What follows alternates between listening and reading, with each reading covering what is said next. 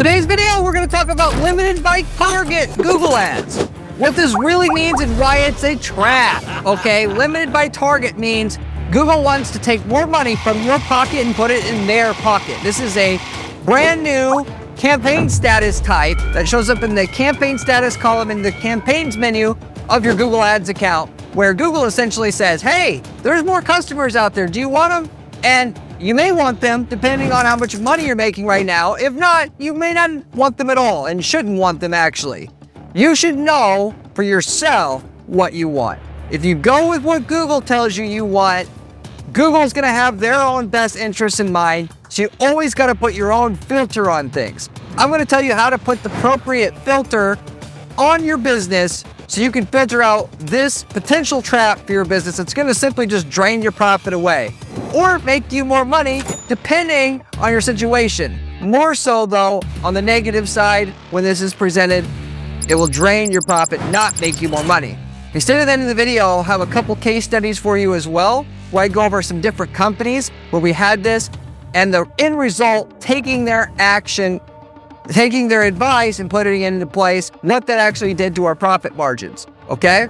So with that said, going into the content here. Limited by target itself, which is exactly what the little status is called, status column, when it shows up in replacement of maybe nothing or limited by budget or something else.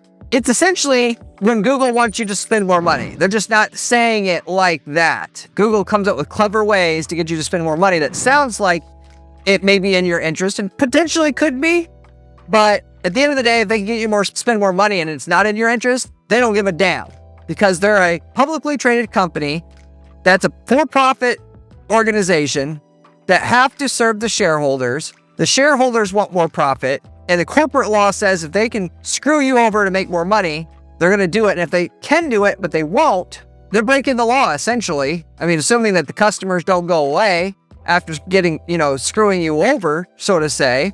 And for the most part, they say you can spend more money and they're not forcing you to, and you say yes, well, that's on you. Hey, you're spending more money? Great. Coming from your profit margins, great. Yes, this could mean more profit, but only you can decide that. Like the Smokey the Bear, only you can prevent forest fires. Only you can prevent Google from taking more from your profit. You got to understand how Google Ads works. Not just do what Google wants you to do or suggests you to do, because a lot of times that's just going to purely make Google more money and not you. They're not in it for you to make money. I don't know why people get this so confused. Like, Google's a philanthropist organization. They're like any other company. They want to make money like anybody else. That's it. Period. Full stop. You should always know your cost per conversion / ROAS that is profitable to your organization, and better yet, cost per opportunity by measuring that as well if you're doing lead generation. What I mean by this statement is the following. You want to find out what is that cost per lead and or ROAS that you're profitable so that you can scale at that ROAS or cost per lead, if you will, or cost per conversion itself, which it's shocked me when I got into working with clients, how few businesses actually knew what this was. How could you run this multi-million-dollar operation you have here successfully and you don't even know what you can pay to get a customer where it's profitable? I mean, seriously? Really? Well, I can tell you, 60, 70, 80% of the businesses that I initially audit or work with, do a proposal for, they have no idea what the cost per conversion or ROAS they even need to be profitable. After, you just got to consider your expenses. Cost of product, cost of labor, materials, subtract that out from your ad spend, maybe factoring a little bit of overhead for office, this and that.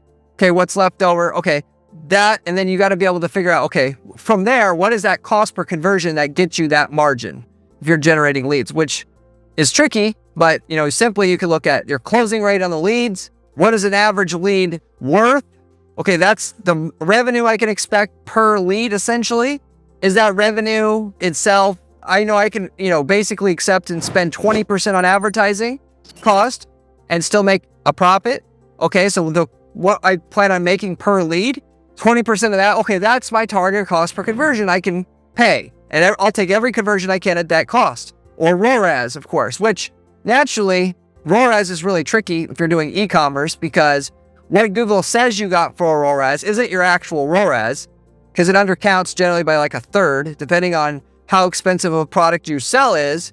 More undercounts because more people are going to come back later to buy after thinking it over because it's a bigger purchase decision. Even with lead gen, even with doing e-commerce, you also have all these other considerations, right? People that even want to turn into a lead, a lot of times they won't turn into a lead till later, and then those get lost. It's not showing in your cost per conversion number. For e-commerce, you got some people who buy through the phone potentially, the bigger orders that come through. That's not going to show up in your ROAS. You also start spending $10,000 a month on ad spend because you scaled up your ads. Organic's going to go up quite a bit indirectly from that because you're doing a lot more business. That doesn't factor into your ROAS.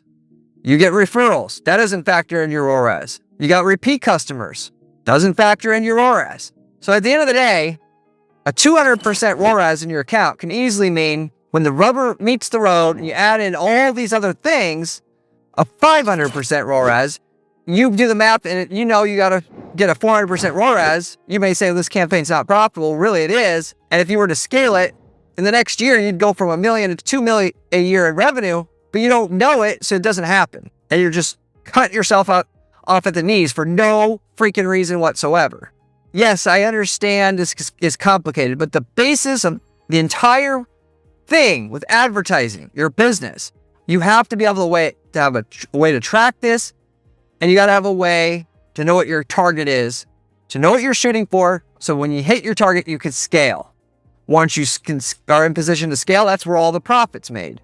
Everything you're doing at the beginning is just creating a perfect mousetrap to get and turn $1 into XYZ amount of dollars. Then you spend more and you maintain that, that ROI that you're getting and all the money's made and you make more and more money over time, right? The reason why I go through all this is to say, when Google says you are limited by target and you know that you need a $50 cost per conversion to be profitable after all your expenses are concerned and taking into consideration all these extraneous ways that you make money from your ads as well, you are at 70 per conversion. You need 50 per conversion to be profitable.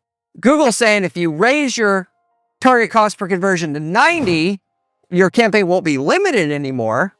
And you take their advice, you'll get more customers.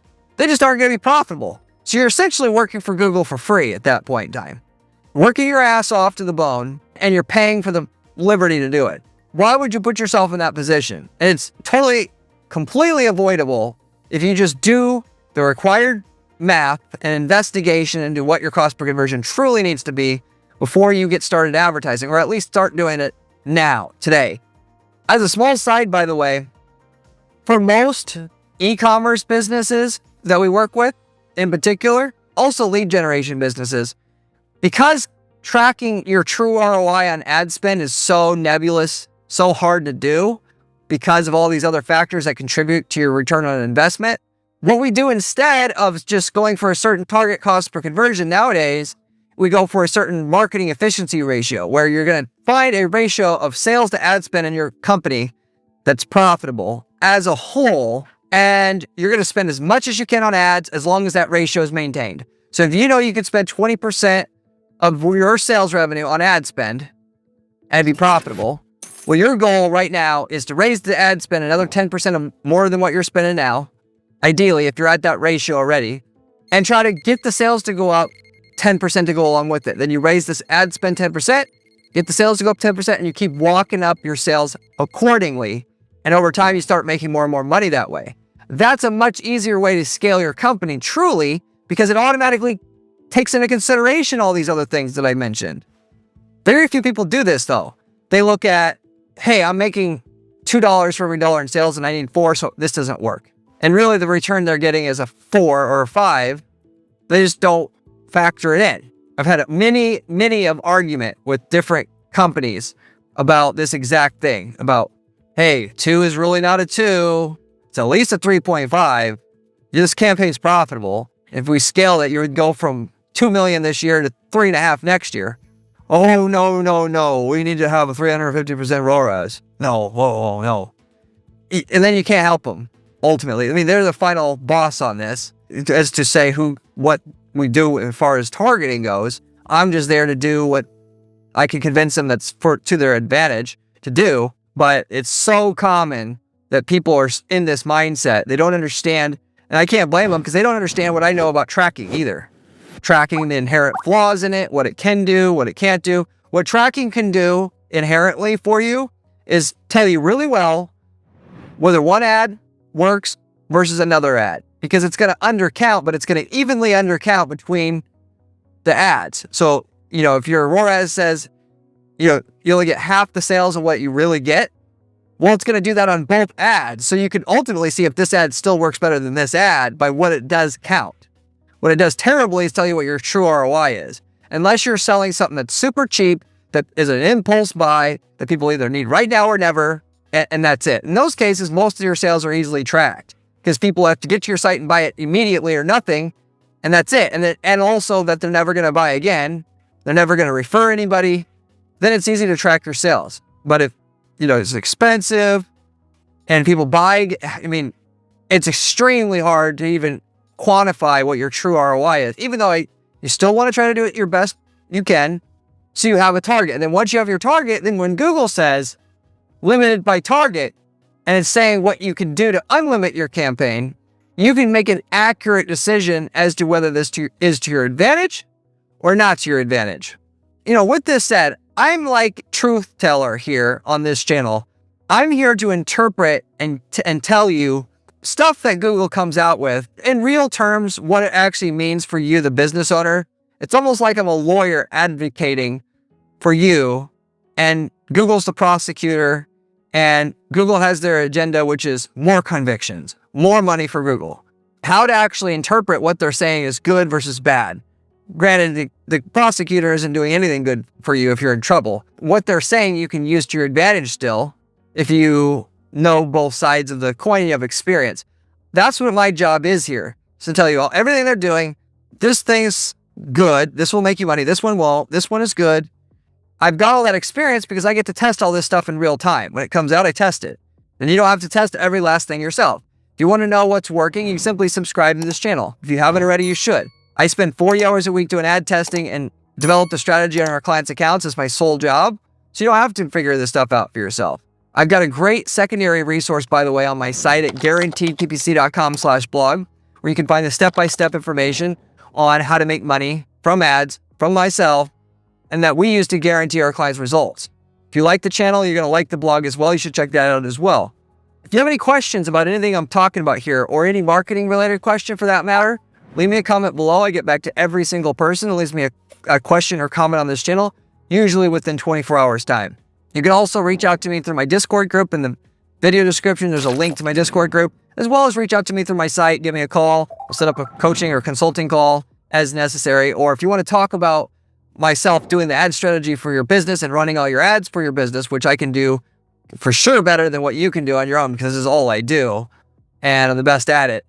Let me know. Reach out to me through my site. I'll get you an 8-quarter projection of your results under my management and what I can guarantee in terms of results. That is, we'll give you a minimum lift in your sales revenue or leads on the same ad spend as you have now before even taking a management fee on our side, if you will. So if you want a quote, let me know. I also have ad templates though available. A lot of guys and gals don't want to have an agency manage their stuff, which frankly is the best because it's done at the highest level. But if you want to manage your own stuff, I understand it too. We have an ad template for you, more than likely. If we've worked in your niche market before, we'll sell you the winning ads, landing pages, all of it that work for your niche market. You copy paste those into your ad account and you get the same results we did after having to spend millions of dollars in ad spend and years and effort to find out the perfect way to run ads in your market. And you get it for a one-time 4-figure fee, turnkey, comes with the ads, landing pages, all of it to get those results, of which I can tell you the result up front, what you're going to get with it in terms of ROI/cost per lead, all that. So if you're interested in a template, let me know. I'll hook you up with that. I can tell you what results we got in your market. And we've worked in hundreds of markets. So we got probably a template that works for your market. To raise the question here, going back to what I was mentioning here before, If you raise your targets when Google has limited by target, will it actually get you more sales? The answer is you bet your ass it will. Question is at what cost? Everything has a downside, especially with Google. Is it going to raise your transactions that you have coming in? Or is it going to raise the leads you have coming in? Exceed the minimum threshold of efficiency that you need to get each sale at to gain something at the end of the day. If you have to get a $50 cost per conversion to be profitable, and Google says raise it to 60 as the new target, and you raise it, and you get twice as many sales, but each sale comes at a 10% loss of profit, what difference did it make at the end of the day? Google doesn't even give a shit whether you lose money or not. Frankly, it's completely an afterthought. I mean, they'd like you to make money, as that would encourage you to stay around as an advertiser, but they know they can make the most money encouraging everybody to spend more. Some might make some more money, but most of them won't. And they'll make overall more money that way than truly recommending the people that they know would make more money, and that's it, because then the other people won't raise their spend too. Unfortunately, that's just the way that it is, and you can't blame them for that. And for this matter, they're not trying to trick you per se. They don't even know what your cost per conversion is that's profitable. I mean, it's one thing if they were saying, lose money for us. They're not. It's your responsibility to say no to it. You got to be able to say no. Say no to your kid. It's not your fault. Your kid's a spoiled brat. You got to say no. You got to say no to Google as well here. The maximum profit you'll make from your ads comes from understanding where a suitable cost per conversion or ROAS is, getting there, and then scaling at that same cost per conversion or ROAS. That's how you do it, if you will. Why? Because if you try to get a lower and lower cost per conversion or a higher and higher ROAS, you're going to get diminishing returns, and at a certain point, you're not going to get any more returns at all. So what you do is you find an acceptable one, you meet it, and then you scale like hell at it. And that makes you way more money. Just keep that in mind, if you will. And certainly if Google says limited by target, it takes a 600% ROAS to be profitable, and you're at 800%, more than likely you should do what Google says. Lower it, and you'll get 50, 100% more sales. Yes, it'll come at 50% less margin, but you'll have twice as many sales, which means you have 50% more profits that you're making at the end of the day. You gotta just really know your numbers. When we're talking about case studies now, we had a client who sold a mole removal product, okay? Recently, Google was saying to limited by target on a bunch of our different campaigns. They wanted us to raise the target CPA on our campaign, from a $30-ish range up to a $50 range itself. Obviously they estimate how many more conversions you can get, which that's wildly off. It's actually usually understated, where if you raise it like that, you'll get 50% more sales on a 20% increase in target CPA. That's what you can expect. This was on a campaign that was ultimately a leading campaign. We look at using the MER ratio method to know how to scale the account. That is a certain ratio of sales to ad spend in the account to scale the spend, not so much looking at the target CPA. So what we did was understanding this is our best campaign in terms of the actual target CPA itself. So we can spend $1 in advertising for every $3 in sales we can get. Why don't we take Google's lead here? We did that and increased the sales in that campaign by about 50%. What happened to the overall ratio of sales to ad spend in the company? Did we stay at the same 3-to-1 ratio that we needed to be profitable? It did dip down to about 2.8 itself, but we got 50% more sales in that campaign, which that campaign not only was the best performer, but it was producing about half of our sales in our Google Ads account. It was a loss for us if we stopped there. However, we took budget away from some of the worst producing campaigns, trimmed off a little bit from each one of those, and we had an overall net increase in sales revenue and profit by taking Google's advice in this particular situation. It's all relative. You got to think about what's the opportunity on the campaign it's saying you can do this with. Are you better off taking their advice here and then making trim something over here on another campaign? So this is just a real world case study as to whether or not you should do this or not do this. Okay? Plenty of other times though, client will come and ask, hey, can we, Google's saying this is limited by target. What is this? Should we be doing it? I explain we shouldn't be doing it because if we do that, it's going to screw up our ROI. They want to do it anyway. They drank the Google Kool-Aid and, knocking it back. We go ahead and make the change. We had a foundation repair company we did this with recently. Exact same scenario. Basically getting as many conversions as we could at the roughly $100 cost per conversion that's profitable to the company. The client wanted to, because they wanted to keep their guys busy and they had guys sitting around. They wanted to at least see what would happen if we raised it into our target cost per conversion instead of having it down to around $85, which I always have it lower than our cost per conversion needs to be so that Google's chasing better conversions for us, ideally, which you should do as well. And this was on 3 different campaigns of the 7, 10 campaigns we had at the time. We switched it. Sales went way up, okay? Sales went up over 30% overall that we were getting coming in from Google Ads as a whole. However, we needed to have a conversion come in at about $100, if you will. Cost per conversion went up roughly 20 to 30% as well. Basically a 30% increase in sales, cost per conversion went up 20 to 30%. Did it make sense? No, it did not. I mean, this was so predictable this was going to happen, so to say. Usually, though, when you get the increase in sales, it'll be more than what the cost per conversion goes up. That is typically the case. You have limited by target, but just know it's automatically going to increase your cost per conversion. And if you're already kind of near where you need to be in terms of a cost per conversion itself, then don't do it. It's not going to end up basically any other way than cost per conversion going up in that case, or ROAS going down if you're doing target ROAS bidding. So, but with that said, I'm going to pretty much wrap it up with that. Thank you very much for watching. I'll see you on the next one. If you want to see another video, click here. It is one of my best ones.